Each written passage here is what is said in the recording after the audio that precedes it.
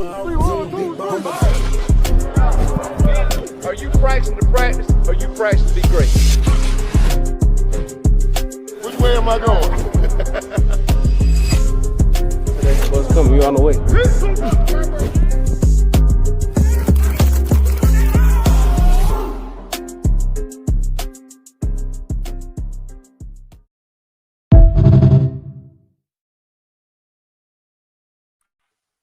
What's happening, everybody? What's happening, everybody? What's happening? Hey, welcome to Sports Talk with B Watts.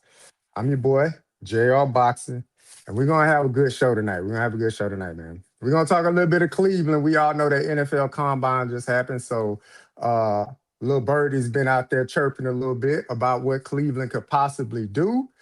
And Carson Beck to the Cleveland Browns.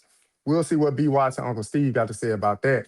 Also, man, look, we'll be talking about some Colorado Buffs, man. They had some coaching updates, man. So shout out to Dukes the Scoop. He had a great interview with one of the new D-line coaches. So go check that out if you have have some time. But also, man, look, we gonna end the show on a respectful manner, on a respectful note.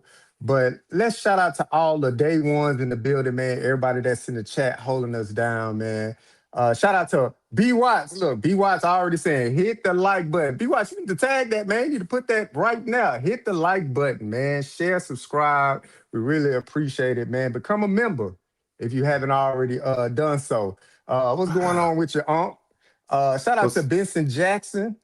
Coach Dre up in the chat. Michael Lockhart up in this chat. MSD. There's a lot of day ones. PC40 in the chat. Still T Dub. Okay, becoming a regular up in this chat. Let me see. Who else we got? Timothy Isaac, man. What's going on with you? Salute to you, bro. OFB up in here. Don Adams always up in this thing holding it down. So look, everybody that's in here, the Carolyn Shepherds, the I Love CCs, the Kimberly Wise Williams, to the Phyllis Smiths, all those ladies is always holding us down. We appreciate it. And then to all them fellas out there too, man. To the Wayne Hoods, to the Rev, BJ Nelson, Mr. Miami up in that building, man. We appreciate the love and the support, man. That's the day one, the A1 day one people.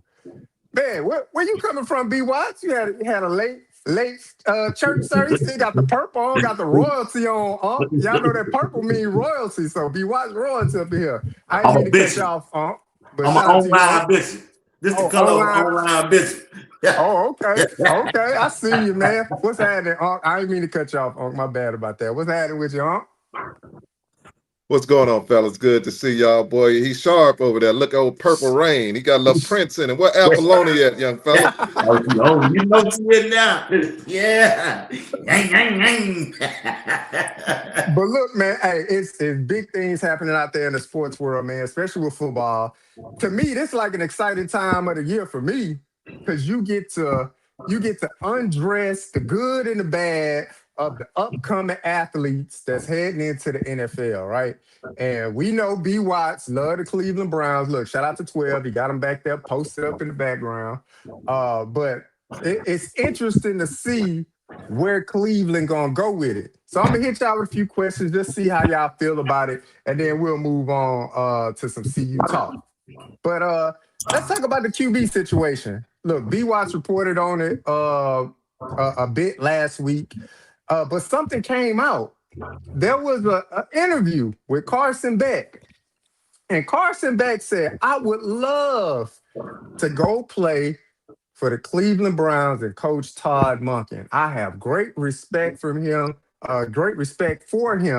and he's a great football mind. I would love if Cleveland would have drafted me. And I was like, man, so they got Shedeur, Lil Hands, Dylan Gabriel, the $40 million man, Deshaun Watson, and potentially Carson Beck, because he loved him some Coach Todd Monken. B. Watson, man, we'll start with you. What do you think about the Cleveland Browns in general looking at a quarterback in the draft? Oh, man, that's a good move. You know, I mean, when you look at the NFL, Uncle Steve, Chap, JR, and you look at everybody quarterback room on their team. When you look at the Cleveland Browns quarterback room, we know Shedeur is there. He only played 7 games. When you look at Deshaun Watson, Just like you said, they owe him $47 million.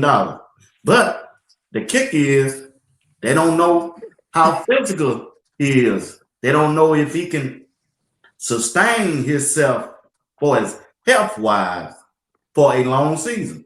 And we don't see what Dylan Gabriel can do. So it would be wise, just in case, to have a backup quarterback. And I said on 2 weeks ago, Carson Beck would be a good addition for the Cleveland Browns football team. They don't have to rush him. They can take their time.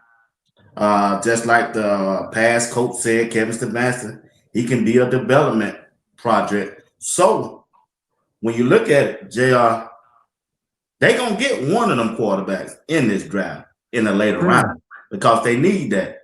And I just believe I don't see Dylan Gabriel as a part of this staff with the new head coach. I just don't. But then again, he could stay there. But I still see them. You just don't. It's the Deshaun Watson. You don't know if he's healthy. You don't know what he can do. If he can't go, I see them taking a vet. I see them taking a vet because if he ain't no good, I mean, who you gonna fall back on if Shedeur or something happens to Shedeur? I'm praying that he don't. I'm just saying that. But that's a good question, JR. Me personally, I go get back. That's just me, Uncle Steve. Man. Okay. Well, JR, you have asked a question of all questions, and I truly believe that it's one of those questions you can go in any direction. I like what B. Watts just said, but I will go in the opposite direction. I'm gonna do reverse. Time out, JR. People in the chat. People in the chat. Uncle Steve just said listen. Tonight, this sports talk with B. Watts hosted by JR. You can't let Steve come on here every day and come up with that bull. Time out. Now, he mentioned your name one time, and B. Watts ready to just end the show. He said, okay, let me say this. He said, I like what B. Watts said, but whenever you hear that but, I want to go in another direction. He really ain't agreeing with me if he going with another direction. JR, he used to do you like that, JR. To the gentleman, Uncle Steve, please reclaim your time, sir. B. Watts. Uncle Steve will reclaim his time. B. Watts, you'll have your chance to rebut. B. Watts. You know what? Thank you for letting me. You know what, Uncle Steve? This JR last day hosting this show. Oh, thank you. He told me he was getting a new job. He gonna get a job, Jack. Cause Trump is starting a walk. Hold on, Jack. If you want JR to keep hosting the show on Sunday, put JR in the chat. Put that pressure on B. Alpha and Law Dog said no. Alpha and Law Dog, y'all get ready. Alpha Root. JR's in the chat if you want me to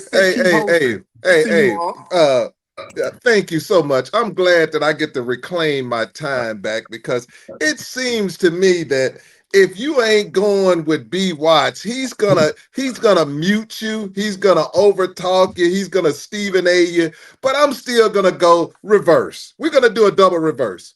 B. Watts, you done lost your damn mind talking about drafting Carson Beck. Didn't y'all just draft a third round pick when it come to My Little Pony? Dylan drafted a third round pick, which you could have had a guy made all pro at guard right behind I think it was 2 picks after they picked Dylan. You had receivers that had outstanding rookie season. It's talent. You have to fill your roster with talent. Last time I saw Carson Beck, he looked like and he smelled like what the Cleveland Browns are. The doo-doo Browns. He smelled like doo-doo. He looked like doo-doo. And you want to, and this the next part, the dude didn't go to school.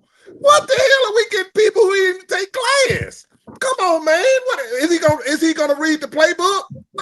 Oh, is he gonna execute the playbook? What you talking about? Let me educate people. Cause old Wood will educate you. I'll educate you for a few minutes. B. Watts, I'm glad you said what you said because I knew you was on medicine, but I ain't know what kind of medicine you on. But let me throw it this direction for you, JR. Let me throw it this direction for you. Chat, give me a 1 if you can smell what Unc is cooking right now. Let's go this way. It's a win-win for Cleveland if Shedeur is successful or if he's not successful. It's a win-win. Cleveland wins both ways. You say, how did he win if he's not successful? You know why? Because they will have a bad record if he's not successful. And you know what happens when they have a bad record? 2027. That means that you got 9 quarterbacks coming out.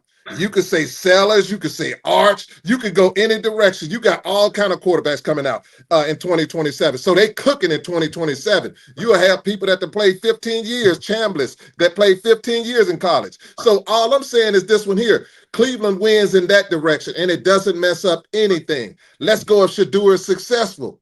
It's even better. Now you got a person that you're paying $800,000 a year. You're paying Shedeur Sanders $800,000 a year, and you got him locked. So you got him for food stamps. You know, people in the old days understand what I'm saying. You got him for free. That's food stamps right there. And then you turn around, you put weapons around it. That's what you do for. That's what you do for successful quarterbacks. You're gonna tell me this is what y'all do.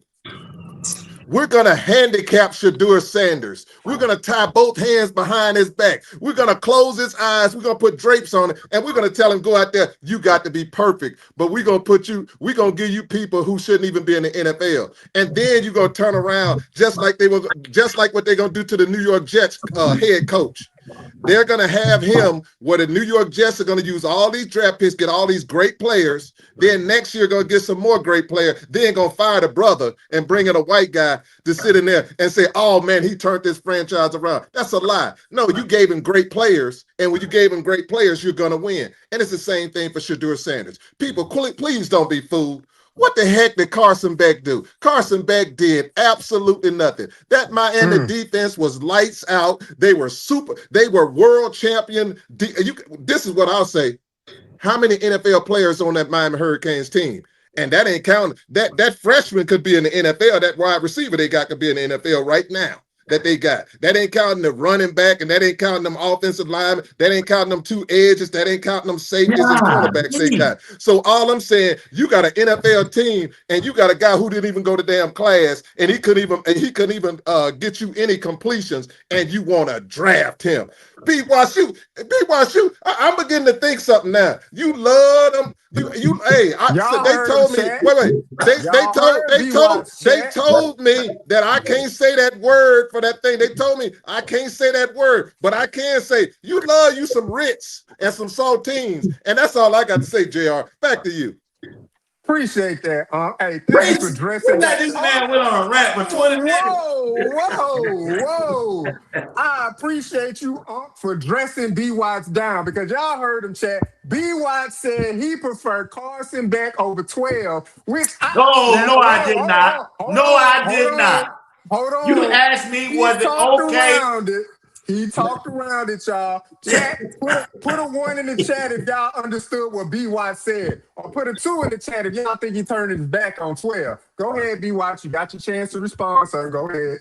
I did not say I prefer Carson Beck over Shedeur. I said I don't mind them drafting him later on, like the 4th or 7th round, because they're going to need a backup quarterback because of the health of Deshaun Watson, and we don't saw what Dylan Gabriel can do in a game. No, all jokes aside, look, I agree with you, B. Watts. And typically, when coaches are hired, typically when coaches are hired, they do often draft a QB. Now, is he going to draft a QB in the 1st, 2nd, and 3rd round? No. But I agree with you, B. Watts. An insurance policy down the road, he's familiar with the guy, maybe. But I will say one thing. They did not formally interview Carson Beck at the combine. He just spoke to him in passing in the hallway. But let's move on, man. JR, can I add this to it? And I'll get it real short. He get a rebut B. Watts? Don't get no I get rebut. He the didn't. I get the rebut. My question is this one here. If it's about winning, you're not winning with Carson Beck, so he's not an insurance policy, and you're wasting a draft pick. If it's about winning, you get a player in the 4th round. That's a player who's supposed to be on that field. When you, especially as high as they're drafted, that's like a late third rounder that you're picking. That person's supposed to be able to play. So all I'm saying, if that's the case, you can do Zappy. Or you could go get Huntley, and you could do those if you were talking about winning. Now, if you said that, I'll agree. I'll be like, yes, if you want to, if I'm a coach coming in, I make sure I have a Huntley because Huntley understands his offense. If it's me, I get Huntley because he's won with Huntley.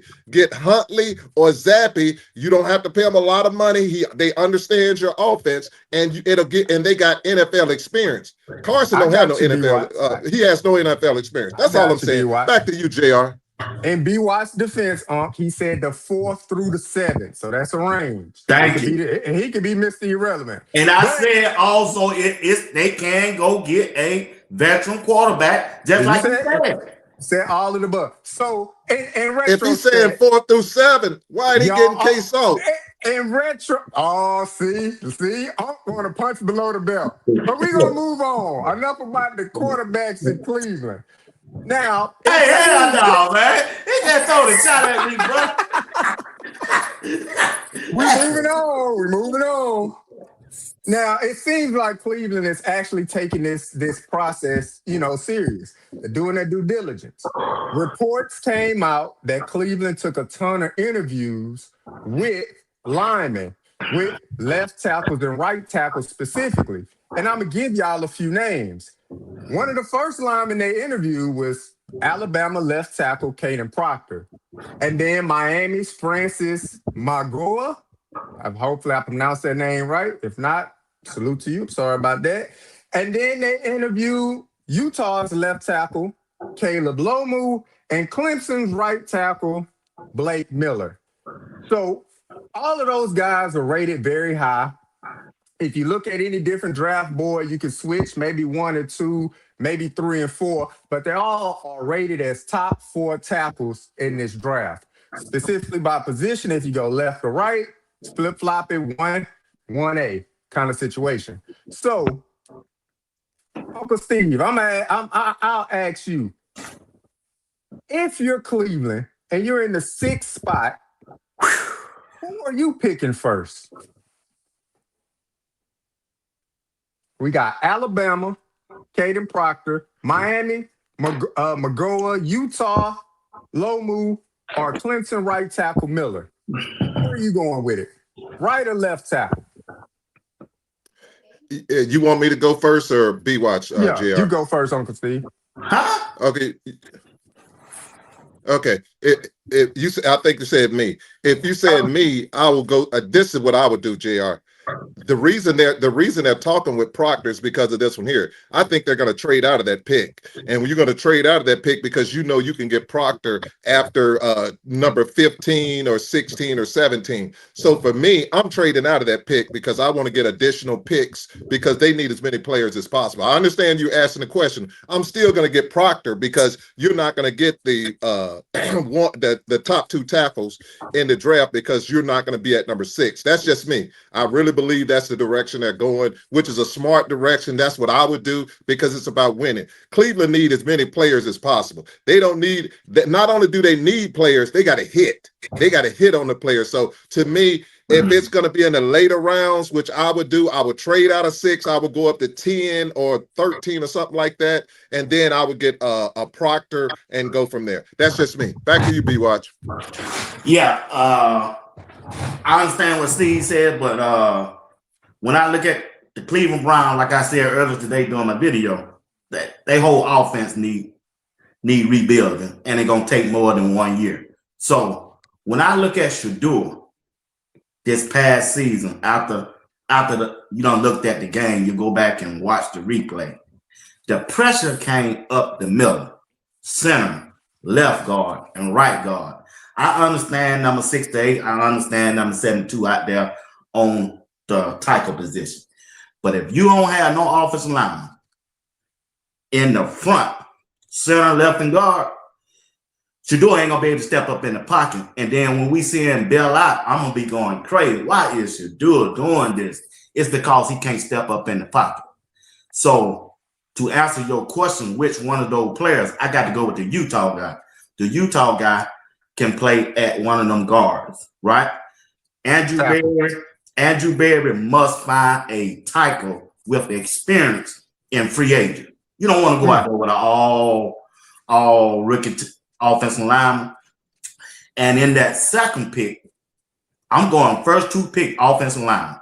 First two pick offensive lineman. In that second pick, that's why I go with the Alabama guy because I believe he's going to be there.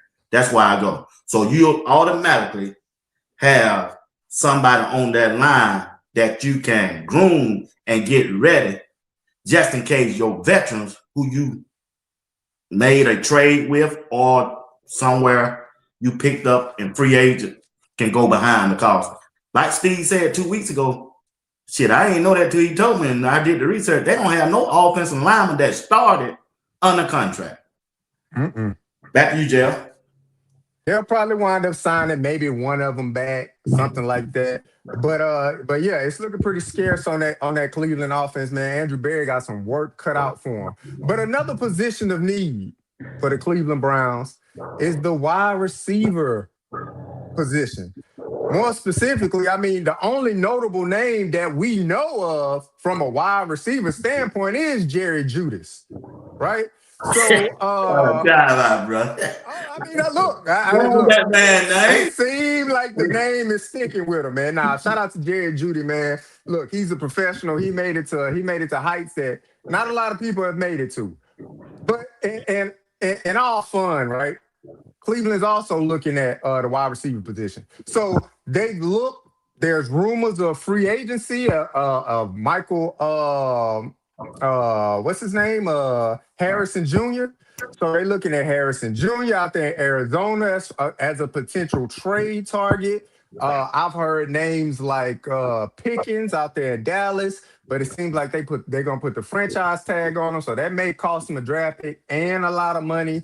But then there's two top prospects, Carnell Tate out of Ohio State and Jordan Tyson out of Arizona State, that wrapped up their NFL combine position. And a lot of people are making a big deal out of their 40 times. Respectfully, Carnell Tate ran a 4.54 and Jordan Tyson ran a 4.53. So they right about the same, right? So if you're Cleveland, do you keep one of them on the draft board and draft them if they're available? B. Watts, it's to you. Yes, sir. I'm sure Andrew Berry, he's a Ohio State guy. I guarantee you they're going to draft Carnell Tate. Now, when you talk about that 40 time, I thought about that too. But shit, Jerry Rice ran a 4.6 or 4.7. And shit, couldn't nobody stop him in the pros. So I just like his hands. Whenever you look at his tapes, he never catch the ball at his chest. He always snagging it out the air. So when I watch his tape. Now, if it were me, I'm going for Jordan Tyson. That boy is a straight out dog. The problem is, JR and Uncle Steve and the chat, he get injured. Yep. So I don't know if they'll take a risk and draft him because of his medical record. And plus, he didn't participate in the combine because he knew they would find something about him for his injury history, which they already know. But still, when it comes to Cleveland, I think Cleveland will get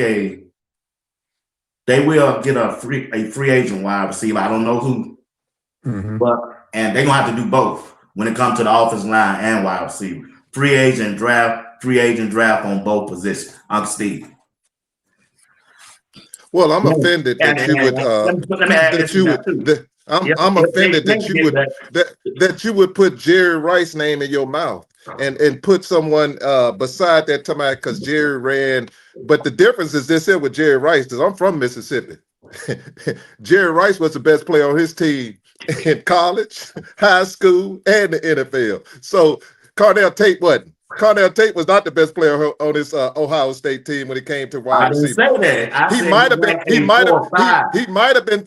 Sir, I understand what you said. 4-5. 4-5 means nothing if you're not the best player on your team. You could. It's players running 4-3-9, 4-2-9. What that mean? That don't mean nothing. We can run. We ain't running track. We running routes, get open, catch the ball, and you gone. So I understand what you meant by saying, "Hey, he run a 4-5." That not gonna. That shouldn't affect him being drafted, but it should, because you got too many factors against you. Why would you draft a person with that number 6 pick with Cornell Tate when he's not the best player on his college team? If you're telling me that he's the number 1 receiver, he should be the number 1 receiver in the country, and he's not. He ain't even, if they did number 1, he ain't even in the top 5 in the country. When it comes to college, you got other ones in college that's way better than him. You can go out that boy from Alabama, the boy from Auburn, the boy from Ohio State on his team, and let's go to Jordan Tyson.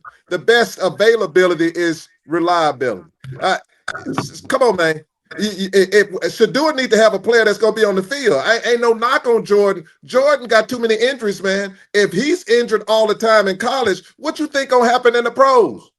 He's gonna still, it's sad to say that, but at the end of the day, I need real money. If y'all talking about anything, let's look at this here. I would get a receiver. I get the receiver in the 2nd round or whatever. But check this one out. What about getting that tight end from Oregon? How would lining him and Fanning up do with Shedeur Sanders? Because those people have mismatches and advantages. And then you could go, like you're saying, if you're putting anything, I could get some receivers like you had Weaver and stuff like that. You remember Weaver? You can have receivers that ain't gonna get drafted that's still gonna be able to make teams that gonna be able to get open and and had very successful college. But you don't have to do that, because you got the 2nd round and 3rd round. You're going to have some very good receivers. You got that boy from Indiana, Surratt. You'll be able to pick somebody up like that. So you have that Boston kid. You're going to have opportunity to pick up receivers. But all I'm saying is this one here. If you're not him and you're not a that Lemon boy, now he's different. Now he a playmaker. Now, if you're not a playmaker, B. Watson and JR, hear me what I'm saying. You're wasting time. You're wasting time. Get you a playmaker. And no knock on Cornell Tate, all that Ohio stuff. He's from there. That means nothing. It's about winning football games. Just because you're from Ohio State, the last time I checked, they didn't win the national championship. It was another team did. So if that's the case, I would look at receivers, but I'd also say, hey, that tight end look good to me. And something else you got, JR, with all of these defensive players and all these, you got a quarterback running a doggone, man, that's that boy from Mississippi, not where he's from. That quarterback ran that 4-something that they just chairman about. You got all of these players, and that Styles dude, and then you got Downs, them 2 safeties from Ohio State. Bruh, you got teams that are salivating to get up to get those players. Cleveland better take advantage and keep hyping up those players like everybody's doing right now. They hyping up everybody and get more players out of that number 6 spot. Back to you, JR. Sorry about that. Yeah, it's to you, B. Watts. If you got a response to anything, it's to you, B. Watts. Yeah, but like I said, the first 2 picks, they need to go offensive line. In that first round. In the first round, that's what your talent going to be. And find you a free agent, wide receiver, and maybe you can draft I'm not saying one of the top 3 wide receivers that's in the draft, but you can get a decent wide receiver, because I still got faith in Jerry Jeudy. He just had a bad year. I believe up under this new offense and the new head coach, he can bounce back. But I don't want him to be the number 1 wide receiver for Shedeur. He can be a 1A. You make that trade, like you said, about Marvin Harrison Jr., he can be a number 1. You go Philadelphia, wide receiver, he don't want to be up there no more. Andrew Berry came from Philadelphia, work out a deal with AJ Brown, make him the number 1, and then you can get Surratt from Indiana or Boston from Washington. Back to you, JR. Hey, that's a lot of good information, man. I agree. I agree with both point of views, man. B. Watts, you made a solid case. Was saying going with 2 offensive linemen in the first round, man. That's never it's not a bad thing to do. And yeah, look, that 40 time probably hurt both of them receivers. Just a little bit. It probably did. You equate speed to separation. Now that game tape looks a little different. They're gonna be open, but they're not always playing against top competition every week. So they'll kind of drill it back down to some of them key games and see how they affected the games. If you ask me, Jordan Tyson made more of an effect on the game just due to him being in that number one spot. Opposite Cornell Tate, like Unc said, he wasn't the best receiver on the team that went to Jeremiah Smith. So man, Jeremiah Smith that's ain't in the draft. yeah. So that's good information from both. Now, last thing about Cleveland. This is about Deshaun Watson. And my wife asked me a question. She said, now, why is Cleveland still holding on to Deshaun Watson? And I said, well, boo, he on the books for about $40+ million. So that's a tough one to let go. And then she said, well, what would you do? And I said, well, if you're listening on Sunday, I'll give you the answer. So shout out to my wife. I know she probably listens. She's probably down in that chat. I love you, boo. But this is what I will say.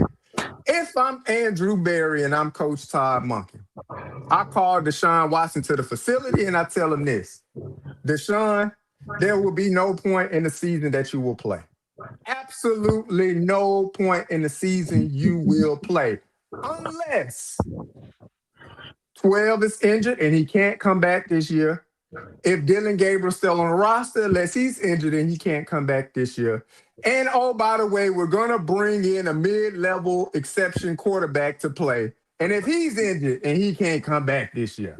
And my wife was like, now what would make you say that? And I said, I would say that to agitate him.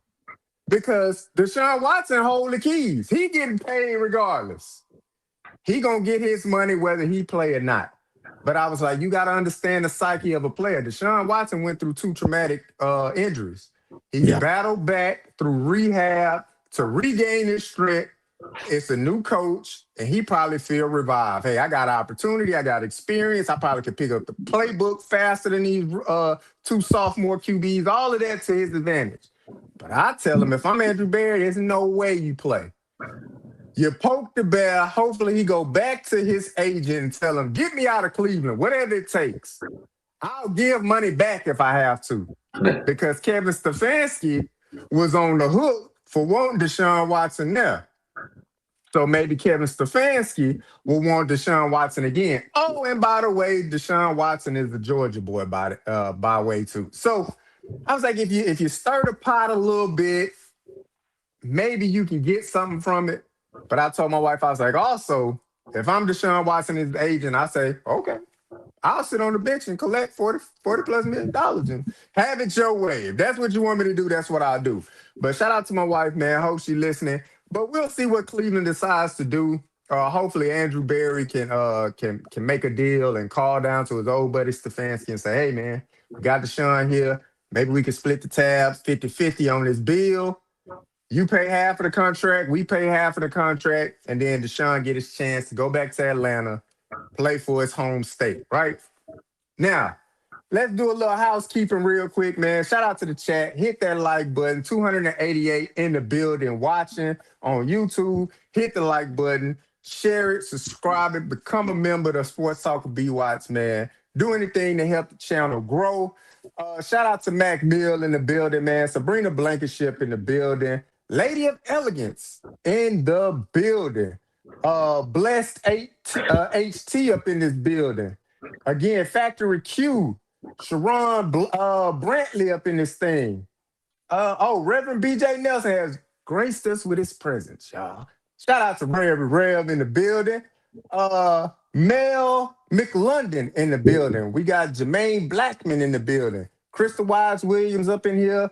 Hey, shout out to everybody for supporting Sports Talk with B. Watts again. Hit the like button, share, subscribe, become a member if you can. That helps the platform tremendously. All right, man, we done with Cleveland. Let's get to some CU football. Man, hey, I'm going to tell y'all right now, reading comprehension is fundamental because Colorado had the streets on fire, man. And people was tripping all on X, all on YouTube. People was tripping all on Instagram. Colorado put out a coaching update, y'all. Coaching update. And everybody was like, oh, he cleaning house. And Coach Hart gone. And Coach Phillips gone. And what Coach Matthews? It's a coaching update. So reading comprehension, that is valuable. But let's get down to the coaching updates. It seems like Coach Prime has been a busy man this offseason. Got his health, got his strength. He getting pedicures with his boo thing and Bucky and everybody. Coach Prime doing his damn thing out there, man. Sorry about that little damn B-Watch, but I seen $2 or something like that. But Coach Prime out there doing his thing, dog. He doing his thing. So salute to you, Coach Prime. You back, man. You back. But the coaching updates. One specific coach that I targeted, and a shout out to Dukes the Scoop. He got the interview form. Kenny Ingram, defensive line coach and analyst. He was on the updated slides. We haven't seen his face, and none of the well-off reached people or pregame. But Dukes the Scoop got the interview. So shout out to Dukes. Have a chance, go take a listen to it. It's great. But let me tell you something about Kenny Ingram. He got a little defensive coordinator experience as well. He was defensive coordinator down there in Memphis.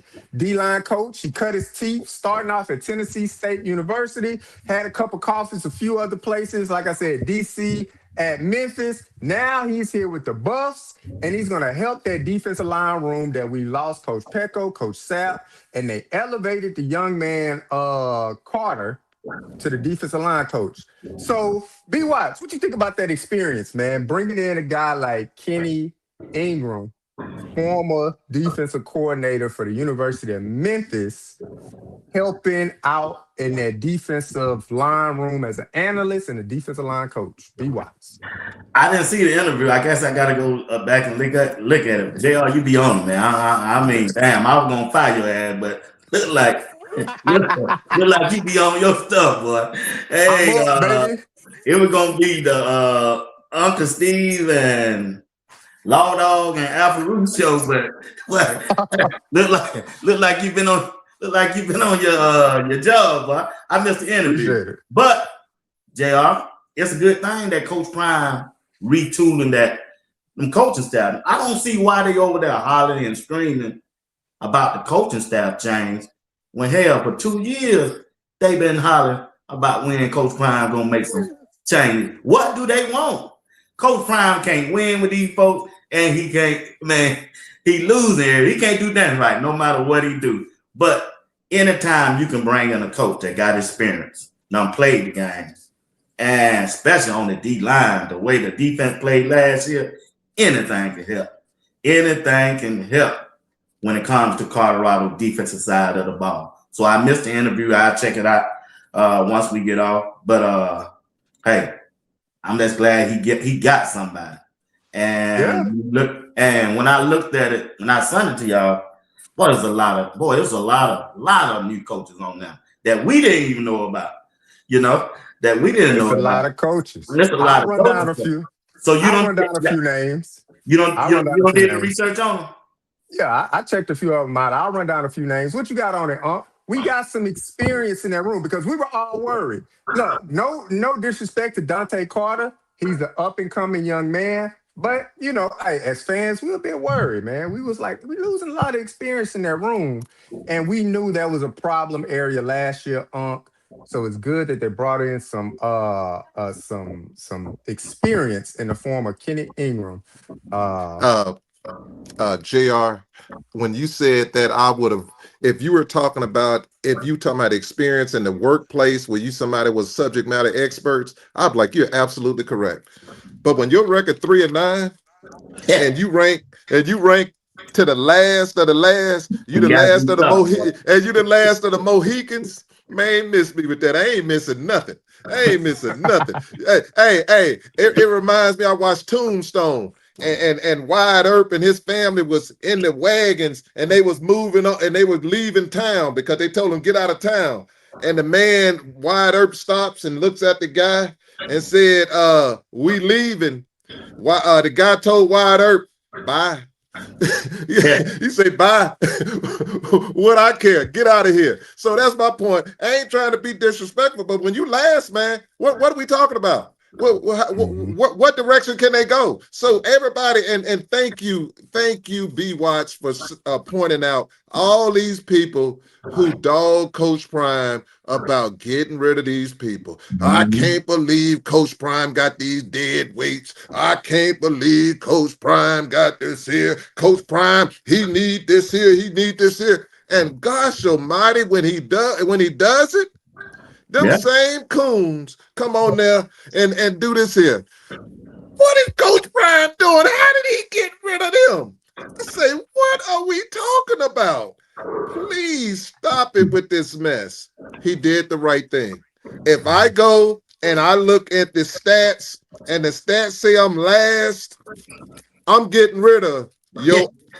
You better believe that. So it's just natural. It's just natural. If you look in your house and you look at your bills and you see your bills and you just see one person spending money and you saving money, a smart person would do this here. I would talk to that person first.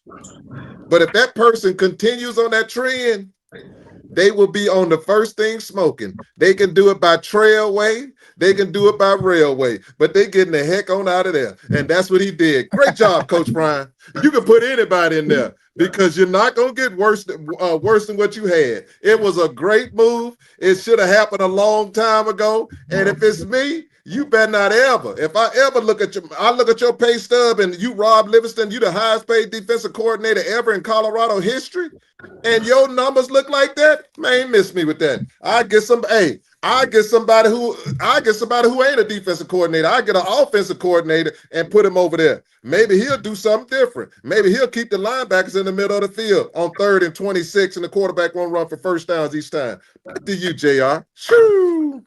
Yeah, man. Look, I don't get it, man. Look, you hit the nail on the head, B. Watts, and you just made sure it was solidified. You can't win and you can't lose. You know, as a fan of the team, look, I get it. Emotions are high, man. People love to watch football and they love to intake football in the way that they only understand. But look, when you're bottom third in defense, there's a lot of people that got to go. When you're bottom third in anything in life, you probably need to reevaluate your circumstances. I'm going to tell you right now, if you're the bottom third in your pay chart when it comes to your work environment, you probably should reevaluate your position. Because bottom third, I don't want to be the bottom third in anything. So Yeah. when I'm just saying, when you at the bottom, it's hard climbing your way back to the top. And what I will say, with the additions of Coach Kenny Ingram, like I said, helping out Dante Carter on that defensive line. Look, they got a new safety coach, Von Bell, right? So Von Bell is there.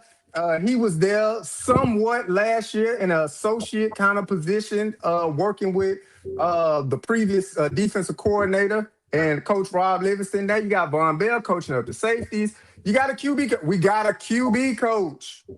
A QB coach, y'all. Justin Houlihan, QB coach. And then look, they also brought in another linebacker analyst in Clancy Pendergrass. Jock Upton was there last year in the analyst role, but they also put him with the running backs. And you got Kyle Wagner that came over from Sac State with Coach Marion. Initially, he was going to be in that running back room, but he's in the tight end room now. So, look, there had to be some retooling. B. Watt said it, 3-9, look, everybody's job is on the line at that point.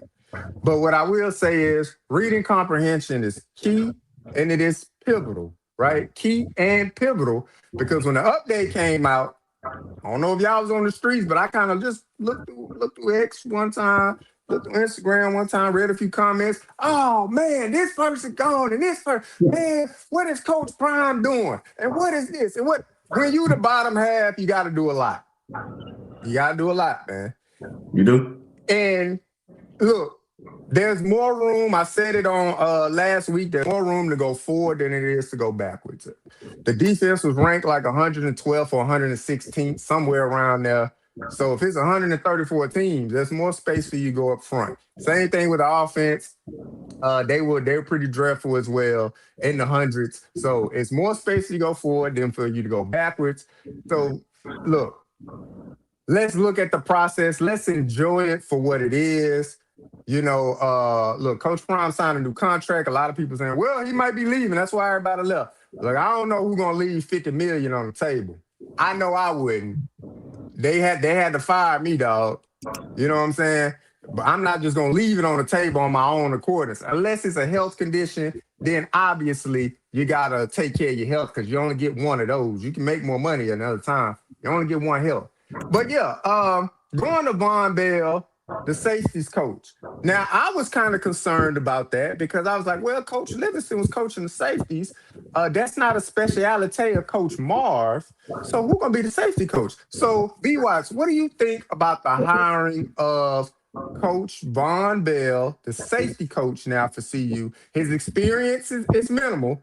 He was part-time analyst last year, kind of helping out. But now he's in the room. Look, he had over a decade plus in the NFL in that position. So what do you say to that? Von Bell in the safety room. Oh, JR, it's just hard to say right now, man. But one thing I know, he got some good safety this year to coach up. You know, that gonna help. And it gonna depends on what type of scheme they running. They're always gonna go back to the scheme. And no matter what kind of coaching ability and coaching skill they got, it's gonna depend on that defensive coordinator and what kind of scheme he gonna run. And when I look at the defensive coordinator from where he came from, Virginia Tech, shit, his defense was better than Coach Prime. Yes, he did that. If you just look at the numbers and where he was ranked, and plus, here's the kicker, Uncle Steve. Shit, he was coaching in the ACC. He was putting that clamp down on Clemson them. B. Watts, the man had a top 30 defense and still got fired. It's that. I was just going to say that. And I was just going to tell Uncle Steve, and they still fired the dude.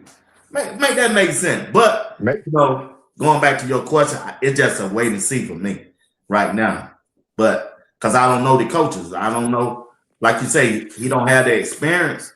But Coach Prime always have two coaches at different positions anyway. So we're going to see how that turn out. The boys, he had to get somebody, JR. Had to get somebody. That's true. Steve? Well, this is what I did, fellas. I went and looked at Coach Marv. I went and looked at Virginia Tech's the year that they said that he wasn't successful at Virginia Tech. His defense still was high, was 50 something. But I went and looked beyond the numbers, and I looked at Drones, who was the quarterback. He had his lowest numbers, man. That dude just threw for like 18 or 1,900 yards, and he had only 19 touchdowns and 8 or something 9 interceptions or something like that, or 9 or 10 interceptions, and he rushed for 654 yards and had 8 touchdowns running. But when you see numbers like that on the offensive side of the ball, that impacts your defense. So they had a dreadful offensive year. That wasn't no great offensive year, especially for a person on his level, because he's a very good college quarterback. So they had a down thing on offense, which impacts the defense. But I'm just looking at it this one here. Let's just look at the facts, guys. Facts of this one here. They got the talent. You got some linebackers and those free safeties alone. And I tell people they don't have to be dominant, and that's what we're missing, people. We're trying to get a dominant defense. You don't have to be dominant. All you need to do is get off the field on 3rd and 15s, 3rd and 10s, 3rd and long, get off the field. And the next thing you have to do, you can't have penalties that give teams automatic first downs. The holding, the pass interference and stuff like that, hitting the quarterback late. You can't do silly things like that, jumping over the line of scrimmage. If you don't do those things, and I just watched the go-go offense again, and man, I'm telling you, it's going to get crazy with the go-go, because every team I start seeing, they run the ball so successful, what they start doing, they start just rushing 3 people and dropping 8 people back because they're so concerned about the ball going over their head. And I saw quarterbacks that couldn't hit the side of a barn and receivers wide open. Juju ain't gonna have that problem. So all I'm telling you is this one here. On the defensive side, folks, quit trying to think about a dominant defense. Let's look at a competent defense. And the scheme is this one here. Let's make the simple plays. Let's force a team to drive the ball down the field, 11 plays, 80 yards, and go at it as if that quarterback makes a mistake, we're going to take advantage of it. And I think what's going to happen this year, JR, you're going to see a lot more medical tents go up because this team is way more physical than the team last year. I also think with the experience at linebackers, they got playmakers at linebackers right now. They got 3. I'm talking about 3 with experience, and that ain't counting them young guys they got. So I'm really looking forward to a good defense. I ain't saying a game changer defense. I just want a good defense, because if you have a good defense and they just bring the score down where the team ain't scoring no more than 24 points, if the go-go is like anything it does and it scores 30 or more, that means you winning games. So that's all I'm saying. And I'll leave it to you, JR. JR, let me ask you a question. What you got, B-Watts? Since you on your game, you did your research, which one of these coaches that Coach Ryan added to the team that you intrigued about for us and people in the chat? The coach I'm most intrigued about, I would say it would be the quarterback coach. The topic I'm about to bring up next. The quarterback coach. We got a quarterback coach in the name of Justin Houlihan. And the reason why I'm most intrigued about that, look, y'all can go back and just look through the video files of Sports Talk with B. Watts, and y'all done heard me and B. Watts crack 1,000 jokes about the young man that was in the yellow shirt last year sitting on the sideline with K-Salt and Juju, and K-Salt was looking like, what? Like, what are you saying? Like, so Justin Houlihan, look, he's followed Coach Marion in some roles with his offense. And the thing that I like about it, look, Coach Marion brought him with him. He trusts him. He trusts him to, look, we need to get some things developed. He trusts his eyes. He trusts his confidence. He trusts his knowledge to help speak to what these quarterbacks will see on the field. And so when you talk about trust, that's something that CU didn't have last year, right? They didn't trust the quarterback. Quarterbacks didn't trust the coaches. It was a lot of mistrust being on the field or practice or whatever the case may be. I mean, we saw the flip-flopping of quarterbacks early on. They kind of rolled the hand of K-Salt in the middle of the year, and then towards the tail end, they moved on to Juju, and you knew what it was at that point. But that yellow shirt, y'all, it got me every time. Look, he had that tablet on the sideline. I don't know what he was saying to him, but K-Salt was like, man, I ain't trying to hear, man. And I don't blame him. I don't blame him. Look, because what's his name? Pat Sherman was up in the booth. Now you got the headset and everything like that, but sometimes it's good to have somebody sitting right over your shoulder that's just as knowledgeable or more knowledgeable than you in circumstances. And that was not the case last year with CU. And look, they paid mightily for it. There was a lot of bad quarterback play. As high as we are on about Juju and how he played, look, he had some struggles last year. And we're hoping that ship can be turned this year with the quarterback coach and Justin Houlihan. And the last thing, look, to close out the show, B-Watch, you mind putting that picture back up of Ponder, the young man Ponder? All right.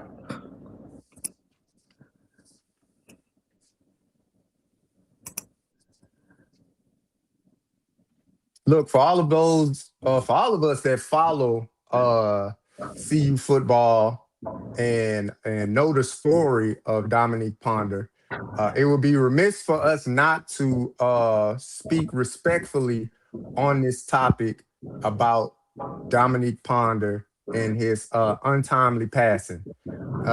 Look, a young man with more life to live in front of him, and sadly, his light has been dimmed, and he is no longer with us on this fleshly earth. So I want to pay my respects to his family first. Prayers to the Ponder family. Prayers to the CU football team. And look, people, for everybody in the chat, I'm not going to speculate as to what happened. That's not for me to do, right?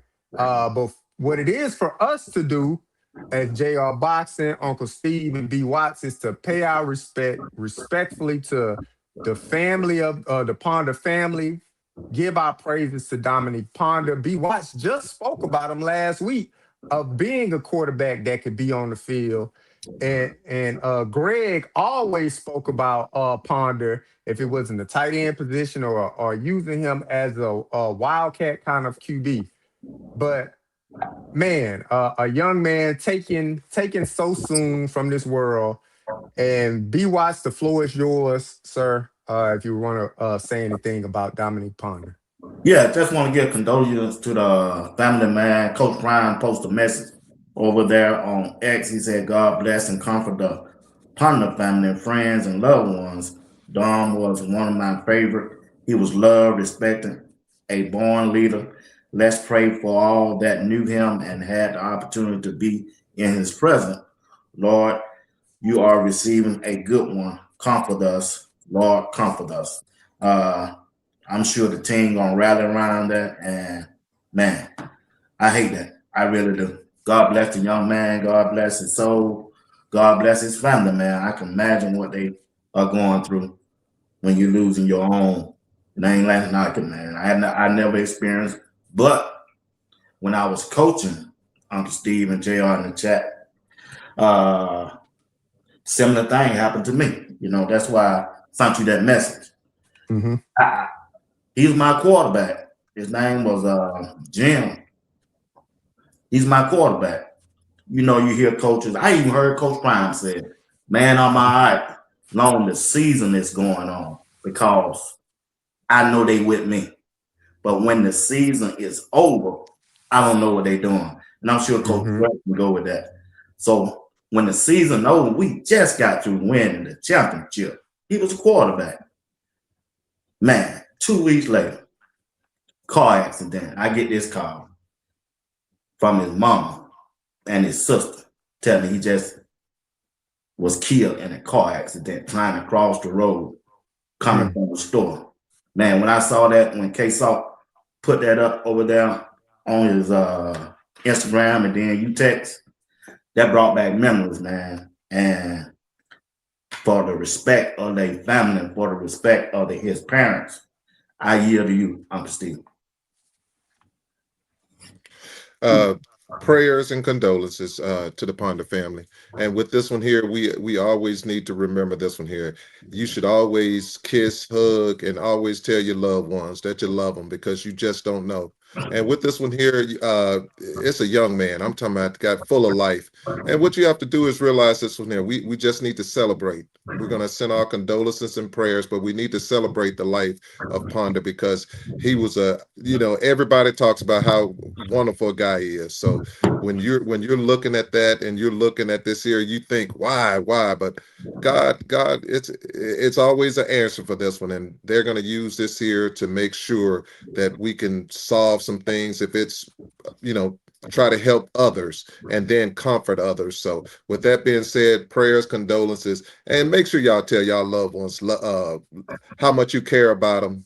And don't don't go a night mad when thinking that you're going to be here forever because, everybody's going to have their day. And when that day comes, just make sure you live life to the fullest and let people know you love them and just prayers and condolences. I hate to see stuff like this. Just sad, sad, sad. Back to you, JR. Yeah, definitely. Like I said in the beginning, it's definitely a sad event, sad moment for the family. And I'll speak to the players on that team. Having had a coworker, you're just having a conversation with that person, and then you come back to work the next day and you hear terrible news, and a lot of things affect you, and it's going to affect people in a different way. They got a great coach and Coach Prime that'll be able to speak life into that locker room, speak life into those young men, and at a moment right now when it's needed most, especially for the young men in that QB room, maybe to the people that sat to the left and to the right of him in the locker room. Uh, all those things, it's going to come up in different ways. We're talking about coaching staff, strength and conditioning staff, the health staff, nutrition staff, everybody that this young man was around. Coach Ed Reed brought him, hand picked and brought him, delivered him to Coach Prime, from a great institution in Bethune-Cookman.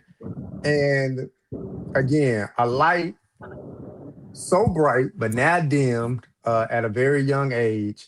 Again, condolences to his family, prayers to the family, prayers to the coaching staff and to them players at Colorado. It's going to be a tough year, especially for the ones that knew him, that been there with him for a while. It's gonna be tough. So, Coach Prime, I trust in Coach Prime that he'll be able to definitely steer that navigational system that he often speaks of and keep pointing them in the right direction. But tonight, y'all, I hope y'all truly enjoyed the show. This is Sports Talk with B. Watts, hosted by your boy JR Boxing. We got Uncle Steve and none other than Bernard Watts, B. Watts himself, the proprietor and entrepreneur of this channel, holding it down for y'all. That's it for me, B. Watts, man. Uncle Steve, any final words? B. Watts, any final words? Yeah, I want to thank JR Boxing for doing an excellent job, as he always do, on this show since he's been a part of it. Like I say, he's one of the great hosts on Sports Talk with B. Watts. And along with Uncle Steve, don't forget to tune in Tuesday, another great one that always does a job. And I'm sure he's going to do a good job this Tuesday. And also, he will be talking about the loving memories of Dominique Putnam at the end of his show too. So he will be giving his tribute to him. But JR Boxing did a good job. Put JR Boxing name down in the comment section. Let him know how much we appreciate him for sacrificing his time away from his wife and his children, him and Uncle Steve, on a weekly basis. And I appreciate them, and I love them as brothers. Appreciate you, JR. Appreciate you, Uncle Steve. Appreciate the chat. Y'all the best. Don't ever let nobody tell you that you're not. You are the best, and you are loved, because Sports Talk with B. Watts love each and one of you. Uncle Steve.